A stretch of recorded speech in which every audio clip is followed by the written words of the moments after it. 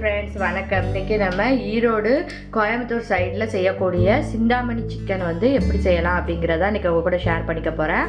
அதுக்கு நல்லா குளிக்கரண்டி அளவுக்கு நல்லா எண்ணெய் விட்டுக்கோங்க. அதுவும் நல்லெண்ணெய் விட்டுக்கோங்க. நல்லெண்ணெய் விட்டால் தான் இந்த டிஷ் டேஸ்ட்டு சூப்பராக இருக்கும். எண்ணெய் காயட்டும்.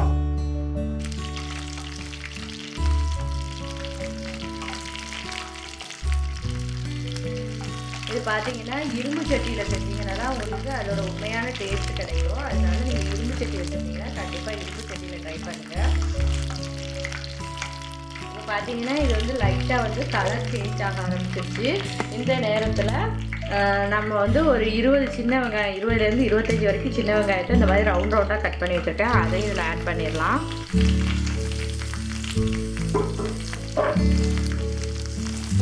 ஆட் பண்ணி இப்போ வெங்காயம் ப்ரௌன் கலரில் வரணும். அது வரைக்கும் கொஞ்சம் வதக்கி விடலாம்.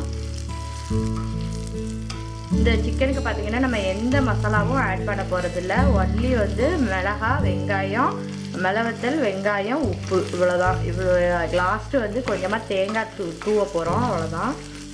சூப்பராக இருக்கும். இது பார்த்தீங்கன்னா ரச சாதத்துக்கு வச்சு சாப்பிட்டிங்கன்னா அவ்வளோ டேஸ்டியாக இருக்கும். ஓகே, இப்போ வெங்காயம் கொஞ்சம் வதங்கட்டும். இதுக்கு பார்த்தீங்கன்னா நான் போன்லெஸ் சிக்கன் தான் எடுத்து வச்சுருக்கேன். பொடிசாக நல்லா கட் பண்ணி ஒரு 1/2 கிலோவுக்கு கொஞ்சம் கூட இருக்குது. அந்த அளவுக்கு நான் எடுத்து வச்சுருக்கேன். ஃபுல்லாக பொடிசாக கட் பண்ணிடணும் இதுக்கு. அப்போ தான் அந்த சிக்கன் டேஸ்ட்டாக இருக்கும். இப்போ வெங்காயம் பார்த்தீங்கன்னா கொஞ்சம் ஓரளவுக்கு நல்லா ப்ரௌன் கலரில் மாறிடுச்சு. இப்போ சிக்கனை தண்ணி இல்லாமல் பிழிஞ்சு இதில் ஆட் பண்ணிக்கலாம்.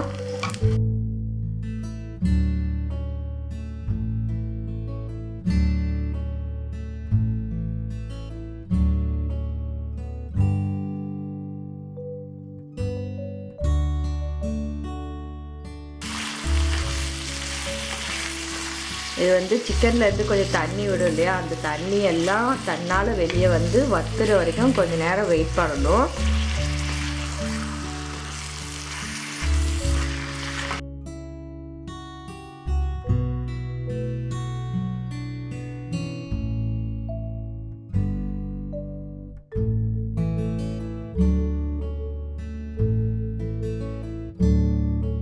நம்மளுக்கு சிக்கனில் தண்ணியெல்லாம் வத்திடுச்சு. சிக்கனும் மேக்ஸிமம் வெந்துடுச்சு. இப்போ இந்த நேரத்தில் நம்ம கொஞ்சமாக உப்பு ஆட் பண்ணிக்கலாம். இந்த சிக்கனுக்கு நம்ம ஃபஸ்ட்டு இருந்தே உப்பு ஆட் பண்ணல.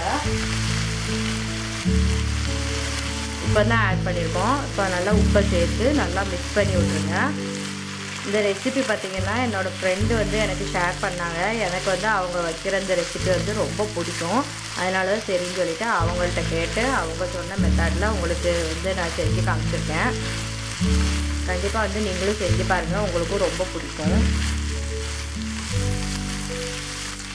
இப்போ இது நல்லா வெந்துடுச்சு. ஒரு 5 நிமிஷத்துக்கு கிடக்கட்டும். இன்னும் கொஞ்சம் நேரம் இந்த எண்ணெயிலே கொஞ்சம் நல்லா ஃப்ரை ஆகட்டும்.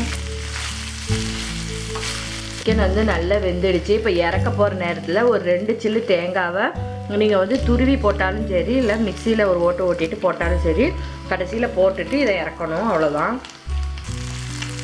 அடுத்து பார்த்தீங்கன்னா தேங்காய் பூவை போட்டுட்டு அதுக்கப்புறமா நல்லா மிக்ஸ் பண்ணி விட்டுருங்க. ஒரு 2 நிமிஷத்துக்கு மட்டும் ஸ்டவ்வில் இருக்கட்டும். அதுக்கப்புறம் ஸ்டவ் ஆஃப் பண்ணிடலாம்.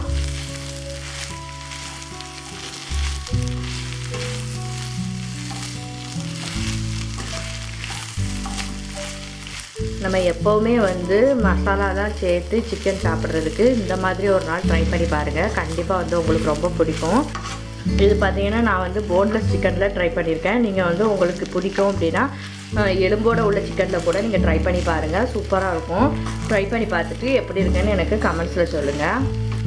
சூப்பரான சிந்தாமணி சிக்கன் ரெடி ஆகிடுச்சு. நீங்களும் உங்கள் வீட்டில் ட்ரை பண்ணி பார்த்துட்டு எப்படி இருக்குன்னு எனக்கு சொல்லுங்கள். ஓகே ஃப்ரெண்ட்ஸ், நெக்ஸ்ட் வீடியோவில் பார்க்கலாம். பாய்.